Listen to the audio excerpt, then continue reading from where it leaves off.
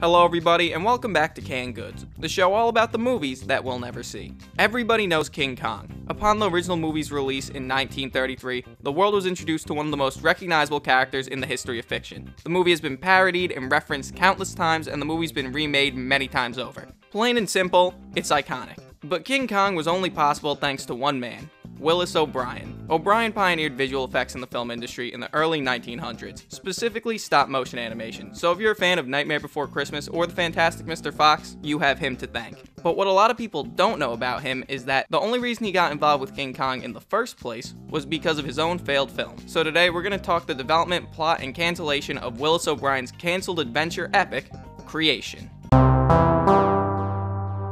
Creation is an anomaly, because for most cancelled films, we know everything about its development, and we're lucky if we ever get a plot leak at some point down the line. For this movie, though, the situation is flipped. There's very little information about the movie's actual development process, but an entire plot synopsis for the movie is readily accessible online. The plot is well explained in a documentary on the 2005 DVD re-release of the original King Kong, so fair warning, this episode's going to be very heavily weighted on the plot and cancellation of the movie. But this is what we do know about the film's development. The year is 1925, and after finishing up the effects work for the movie adaptation of the Sir Arthur Conan Doyle book The Lost World, some of which you'll see in this video, Willis O'Brien was on top of the Hollywood heap. With his newfound success, he wanted to try something brand new and tell a story that was wholly his own. And since everybody was so impressed by The Lost World, Willis had no problem getting funding from RKO Pictures, and from that point, the movie quietly underwent production. And that leads us right into the film's story. 40 degrees south of the equator, off the southern coast of Chile, not far from Patagonia, the luxury yacht called the Titan rests at anchor. The passengers include wealthy tycoon Thornton Armitage, his two children, Billy and Elaine, Elaine's fiancé Ned, and Steve, Billy's tutor and the hero of our story. The story begins with Steve teaching Billy about dinosaurs, but is quickly interrupted by Elaine, who begins to flirt with him. Steve is overjoyed at the idea that Elaine might be into him, and the flirting eventually turns into some smooching, which Ned sees unbeknownst to either of them. Shortly after this encounter, Elaine reveals to Steve that the kiss didn't really mean anything to her. Steve is furious, and in his rage, he threatens to quit the crew. But this fight and everything else going on inside the Titan is quickly interrupted when a violent storm suddenly erupts and sends all the passengers into a panic. Eventually, a submarine that was sent by the Chilean Navy finds the Titan and sends a rescue boat to save everybody on the yacht. After some hesitation from Thornton, everybody makes it to the submarine in one piece. At this point, the storm gets even worse and an earthquake ensues, which causes rock formations and land to rise out of the ocean. The earthquake threw around both the empty Titan, which gets destroyed, shattering into millions of pieces,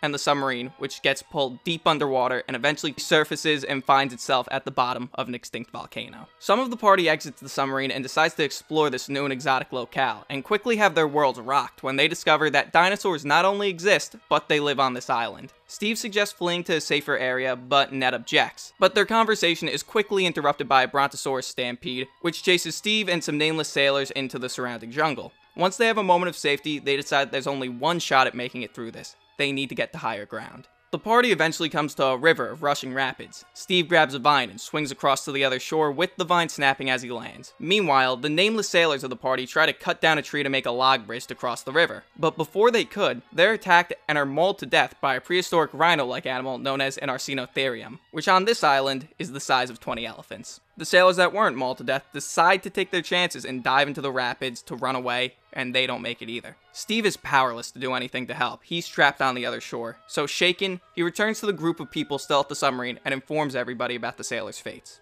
About 1 month passes, and the survivors, who assume at this point that they're never leaving the island, have begun to build shelter. Ned sees that a brontosaurus is close to base camp, doesn't know that it's an herbivore, and assumes that it's out for blood, so he shoots it in the face. It starts to attack Ned, but Elaine drives it off by sticking a lit torch in its face. Everybody is furious at Ned for putting them in danger, so a frustrated Ned storms off and finds a family of Triceratops. And this next scene is the only footage that exists of the movie. And Ned figures that since it went so great last time, let's shoot another dinosaur in the face, and shoots a baby Triceratops right through the eye.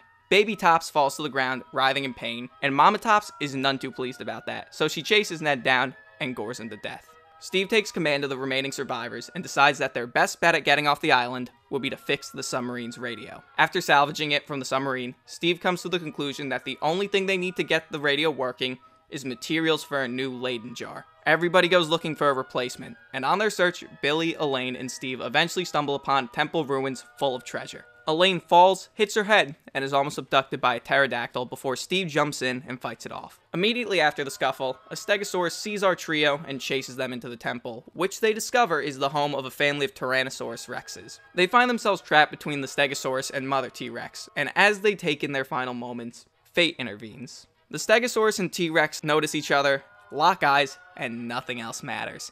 It is on. They throw themselves at each other, and their battle gives our heroes just enough time to run for their lives, and as they run, they witness a knockdown, drag-out fight, which ends with the T-Rex winning, ripping the Stegosaurus to pieces, and feeding it to its children. A metal jar is found in the temple that's a suitable replacement for the broken radio, but as they return to the lake, Billy remarks that the lake is hot, and Steve notices that steam and bubbles are rising from its surface. Just then, the island is shaken by a volcanic earthquake, and in a desperate race against time, Steve goes to fix the radio as all the wildlife flees the increasingly hot lake. Lava starts to shoot out, and Billy begins to faint from extreme heat. And just as Steve shoots the radio transmission out, a pterodactyl knocks into the radio, sending it into the boiling lake. All the wildlife desperately tries to escape as everything collapses around them, and Elaine and Steve, knowing that this is the end, realize their love for each other, confess, and in the end of the world, find the briefest moment of happiness. Just as everything looks like it's about to end, a delirious Billy points to the sky and asks Steve, "Don't you hear those motors?" Just then, rescue seaplanes emerge. Steve's plan worked. They got the SOS. The planes land, grab the survivors, and take off just before the volcano erupts, destroying the entire island and any trace of life on it. Later on the rescue boat, Thornton brags about his exotic adventure of a hidden world with dinosaurs and volcanoes, and nobody believes him when out of the blue, a pterodactyl, tired from its long journey, collapses onto the ship. Thornton turns to his naysayers, puts his foot on its neck, and smiles. Our story ends with Steve and Elaine laughing at the interaction. Steve puts his arm around Elaine, and they look forward to their, hopefully, much less eventful future. This movie sounds like it would have been mind-blowing for an early 1930s audience, and probably would have gone on to at least have the same level of cultural significance as The Lost World before it. So that raises the question, why did it get canned?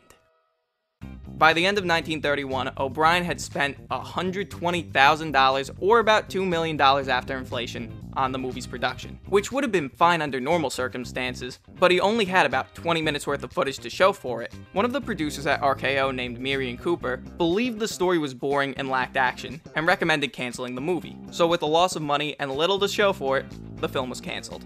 Very quickly, almost immediately after the movie was canceled, Miriam Cooper hired O'Brien, because even though he wasn't a fan of Creation's plot, he was blown away by the effects, and saw it as a practical way to produce a little pet project of his about a giant gorilla terrorizing New York. And it seems that this movie heavily influenced King Kong's development and plot, because the kernel of Cooper's original Kong idea was just the idea of the gorilla in New York. Skull Island was nowhere in sight. Even more suspicious is that Creation was cancelled at the end of 1931, and King Kong was originally pitched to RKO in December of 1931. I wouldn't be shocked if Skull Island as a concept was recycled wholly from Creation, because a bunch of the story beats that happened on that island also happen on Skull Island. The Brontosaurus stampede, characters trying to cross a log bridge only to be interrupted by one of the island's monsters, and a pterodactyl trying to abduct the love interest, to name just a few. And my favorite personal tidbit, the dinosaurs that eventually made it into King Kong were originally built to be used in Creation. So it seems that Creation had a massive impact on pretty much every aspect of King Kong's production. It really is a shame that the movie never got to see the light of day, because who knows, if Creation was released, maybe that would have been a cultural phenomenon and we never would have gotten King Kong. And in Christmas 2005, we might have all been sitting down to watch Peter Jackson's Creation. But that's the story of Creation, and the end of yet another episode of Canned Goods. So until next time, thank you for watching, have a beautiful day, and stay Hemmers.